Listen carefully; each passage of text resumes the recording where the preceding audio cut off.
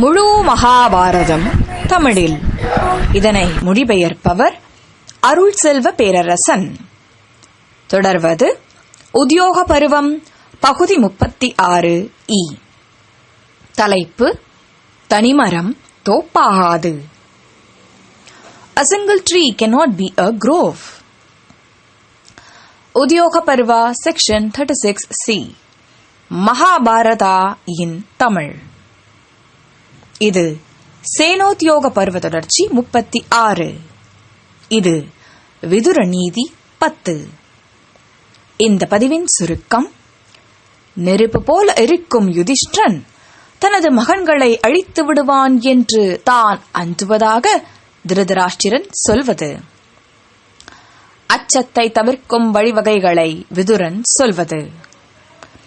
உறவினர்கள் எவ்வளவு முக்கியமானவர்கள் என்பதை சொல்வது. ஒற்றுமையின் வலிமை குறித்து சொல்வது. கொல்லத்தகாதவர்கள் யார்? உடல் நலத்தின் முக்கியத்துவம், சினத்தின் தன்மை ஆகியவற்றை சொல்லி வலிமை மற்றும் மென்மையுடன் கூடிய செழிப்பை அடைவதே உண்மையான கொள்கை எனச் சொல்வது. சூதாட்டத்தின் போது தான் எச்சரித்ததையும் திருதராஷ்டிரன் அதை ஏற்காததையும் சொல்லி துரியோதனனை அவனது தீய வழிகளில் இருந்து திரும்பும்படி விதுரன் சொல்வது. இப்பொழுது உத்யோக பருவம் பகுதி 36 தனிமரம் தோப்பாகாது இப்பதிவிற்குள் நுழைவோம். திருதராஷ்டிரன் விதுரனிடம் சொன்னான்: நெருப்புச் சுடர் போன்ற மன்னன் யுதிஷ்டிரன் என்னால் ஏமாற்றப்பட்டான். அவன் நிச்சயம் எனது மகன்களை போர்க்களத்தில் அடியோடு அழிப்பான். எனவே அனைத்தும் ஆபத்து நிறைந்ததாகவே எனக்கு தெரிகிறது. என் மனம் முழுவதிலும் கவலையே இருக்கிறது. ஓ பெரும் புத்திசாலித்தனம் கொண்டவனே விதுரா, என் கவலைகளை அகற்றும் வகையிலான சொற்களை எனக்கு சொல்வாயாக என்றான். அதற்கு விதுரன் திருதராஷ்டிரனிடம் சொன்னான்: ஓ பாவமற்றவரே திருதராஷ்டிரரே, அறிவு மற்றும் தவத்தை தவிர, புலன்களை அடக்குவதைத் தவிர, பேராசையை கைவிடுவதைத் தவிர வேறு எதிலும் நான் நன்மையை காணவில்லை. தன்னறிவால், ஆன்ம ஞானத்தால் அச்சம் அகலுகிறது. தவத்தால் பெரியதும் மதிப்புமிக்கதும் வெல்லப்படுகிறது. பெரியோருக்காக காத்திருப்பதால், பெரியோருக்கு பணிவிடை செய்வதால் கல்வி அடையப்படுகிறது. தன்னடக்கத்தால், புலனடக்கத்தால் அமைதி பெறப்படுகிறது. கொடையாலோ வேதச் சடங்குகளை பயில்வதாலோ கிடைக்கும் தகுதியை அடையாமல் விடுதலையை, முக்தியை விரும்புவோர் கோபம் மற்றும் வெறுப்பிலிருந்து விடுபட்டு வாழ்வை கடத்துவதில்லை. சிறந்த வழியில் கிடைக்கும் கல்வியாலும், அறம் சார்ந்த போராட்டத்தாலும், கடுமையாக செய்யப்பட்ட தவத்தாலும் கிடைக்கும் மகிழ்ச்சி இறுதிக் காலம் வரை எப்போதும் வளர்ந்து கொண்டே இருக்கிறது. சிறந்த வழியில் கிடைக்கும் கல்வியாலும், அறம் சார்ந்த போராட்டத்தாலும், கடுமையாக செய்யப்பட்ட தவத்தாலும் கிடைக்கும் மகிழ்ச்சி இறுதிக் காலம் வரை எப்போதும் வளர்ந்து கொண்டே இருக்கிறது. அடுத்து உறவினர்கள். தன் உறவினர்களுடன் அமைதியாக இல்லாதவர்கள் நன்கு தயாரிக்கப்பட்ட படுக்கைகளை கொண்டிருந்தாலும் அவர்கள் உறக்கத்தை பெறுவதில்லை. ஓ மன்னா திருதராஷ்டிரரே, அவர்கள் உறவினர்களுடன் அமைதியாக இல்லாதவர்கள். பெண்களிடத்திலோ புலவர்கள், அதாவது மாகதர்கள் மற்றும் துதிபாடிகளின், அதாவது சூதர்களின் துதிப்பாடல்களிலோ கூட மகிழ்ச்சியை அடைவதில்லை. அப்படிப்பட்ட மனிதர்கள் அறம் பயிலவே முடியாது. இவ்வுலகில் மகிழ்ச்சி அவர்களுடையதாக இருக்காது. எந்த சிறப்பும் அவர்களுடையதாக இருக்க முடியாது. அமைதி அவர்களிடம் எந்த அழகையும் கொடுப்பதில்லை. தங்களுக்கு நன்மை தரும் ஆலோசனைகள் அவர்களுக்கு நிறைவை தருவதில்லை. அவர்களிடம் இல்லாததை அவர்கள் பெறுவதும் இல்லை. தங்களிடம் உள்ளதையும் அவர்கள் தக்க வைத்துக் கொள்வதும் இயலாது. ஓ மன்னா, அத்தகு மனிதர்களுக்கு அடிவைத் தவிர வேறு எந்த முடிவும் கிடையாது. அடுத்து ஒற்றுமையின் வலிமை. பசுக்களிடம் பாலும், அந்தணர்களிடம் தவமும், பெண்களிடம் நிலையாமையும், அதாவது உறுதியற்ற தன்மையும் உண்டாவதைப் போல உறவினர்களிடம் அச்சமும் உண்டாக வேண்டும். ஒன்றாக சேர்க்கப்பட்ட சம நீளம் கொண்ட எண்ணற்ற மெல்லிய நூல்கள் தங்கள் எண்ணிக்கையின் பலத்தால் தங்கள் மேல் முன்னும் பின்னும் நிலையாக உருண்டு கொண்டிருக்கும் உருளையை தாங்க முடிகிறது. ஓ பாரத குலத்தின் காளையே திருதராஷ்டிரரே, நல்ல உறவினர்களின் காரியத்திலும் இதுவே வழக்கு. அதாவது நல்ல உறவினர்களுடன் ஒற்றுமையாக இருப்பதே பெரும் பாரத்தை சுமக்கும் வலிமையை தரும். ஓ திருதராஷ்டிரரே, அந்தணர்கள், பெண்கள், உறவினர்கள், பசுக்கள் ஆகியோர் மீது கொடுங்கோன்மை செலுத்துபவர்கள் கனிந்த கனிகள் விழுவதைப் போல தங்கள் நிலையிலிருந்து விரைவில் விழுகிறார்கள். தனியாக நிற்கும் ஒரு மரம் என்னதான் பெரியதாக, பலமாக, ஆழமான வேர்கள் உடையதாக இருந்தாலும் பலத்த காற்று வீசும்போது அதன் அடிமரம் திசை திரும்பவும் நொறுங்கவும் செய்கிறது.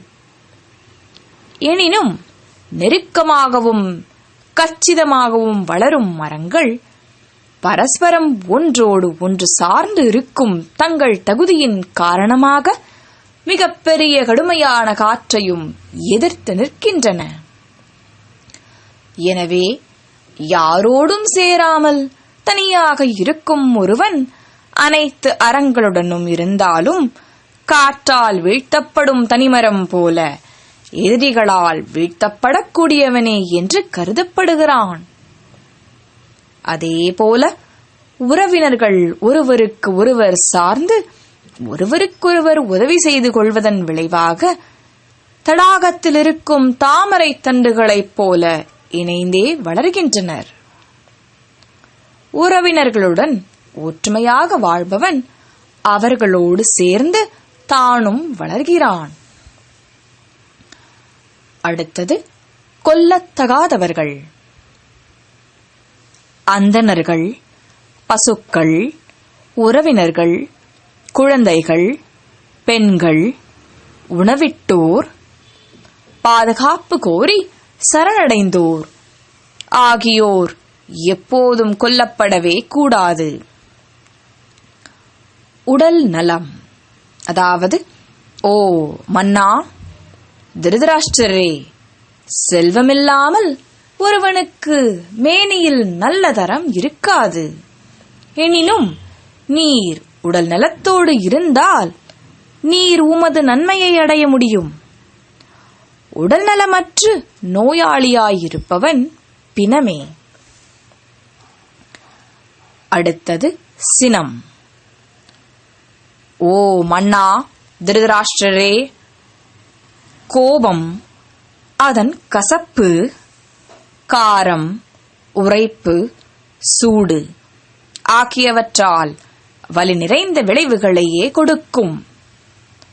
அது, அந்த கோபம் எந்த உடல் நோயாலும் உண்டாகாத ஒரு வகை தலைவலியாகும்.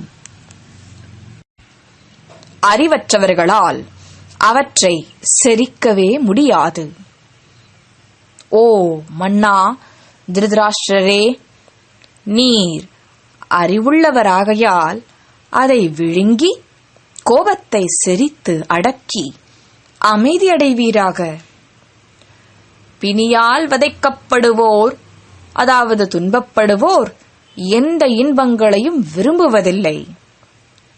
செல்வத்தால் கிடைக்கும் மகிழ்ச்சியையும் அவர்கள் விரும்புவதில்லை. எனினும் நோய்வாய்ப்பட்டவர் கவலையால் நிறைந்து மகிழ்ச்சி என்ன என்பதையோ, செல்வத்தால் கிடைக்கும் இன்பங்கள் என்ன என்பதையோ அறிய மாட்டார்கள். ஓ மன்னா திருதராஷ்டிரரே, பகடையில் திரௌபதி வெல்லப்படுவதைக் கண்டு நேர்மையானவர்கள் விளையாட்டில் ஏமாற்றுத்தனத்தை தவிர்ப்பார்கள்.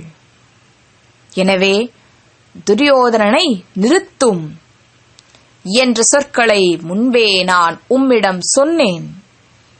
எனினும் எனது சொற்களின்படி நீர் செயல்படவில்லை. வலிமை என்பது மென்மைக்கு எதிரானது அல்ல. மென்மையானவர்களை எதிர்ப்பவர்கள் பலசாலிகள் அல்ல. மறுபுறம் வலிமையுடன் கலந்த மென்மையே எப்போதும் பின்பற்றப்பட வேண்டிய உண்மையான கொள்கையை கொண்டுள்ளது. அடுத்தது செழுமை. நேர்மையற்ற தனத்தை, அதாவது கொடுமையை மட்டுமே சார்ந்திருக்கும் செழுமை அழிக்கப்படும் என்றே விதிக்கப்பட்டிருக்கிறது.